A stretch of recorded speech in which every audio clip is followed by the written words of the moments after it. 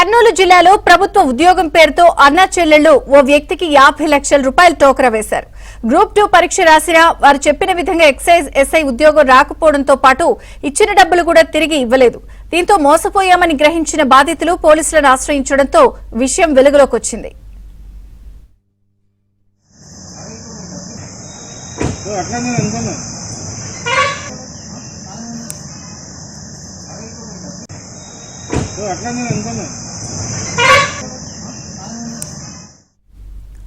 కర్నూలు జిల్లాలో ప్రభుత్వ ఉద్యోగం పేరుతో అన్నా చెల్లెళ్లు వ్యక్తికి 50 లక్షలు టోకరా వేశారు.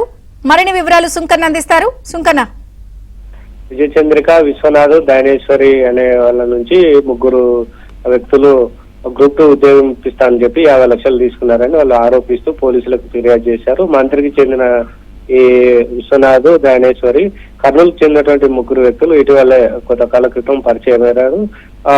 గ్రూప్ 2 ఉద్యోగాలు పేయడంలో మాకు పైనుంచి కూడా పై స్థాయి అధికారులు, పొలిటికల్ లీడర్లు తెలుసు కాబట్టి వాళ్ళ నుంచి ఇప్పిస్తామని నమ్మబలకడంతో వీళ్ళు కూడా వాళ్ళు చెప్పినటువంటి మాటలు నమ్మి వాళ్ళు అడిగిన సమయానికంతా కూడా డబ్బులు చెల్లించుకుంటూ వచ్చినట్లుగా తెలుస్తుంది. ఈ క్రమంలోనే తర్వాత ఉద్యోగం రాకపోవడంతో వీళ్ళు వెంటనే మోసపోయామని గ్రహించి ఆ స్థానిక పోలీసుల దృష్టికి కూడా తీసుకెళ్లారు. పోలీసులు కూడా బాధితులు ఇచ్చినటువంటి ఫిర్యాదు మేరకు కేసు నమోదు చేశారు.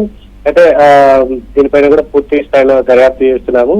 ఎవరైనా సరే మోసాలకు ఇట్లా ఉద్యోగాలు ఇప్పిస్తామని చెప్పి మోసాలకు పాల్పడి డబ్బులు వసూలు చేస్తే వారిపై చట్ట ప్రకారం కఠిన చర్యలు తీసుకుంటామని మరోవైపు పోలీసులు కూడా చెప్తున్నటువంటి పరిస్థితి.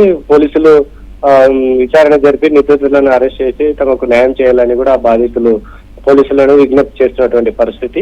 విజయచంద్రిక. Thank you Sunkanna.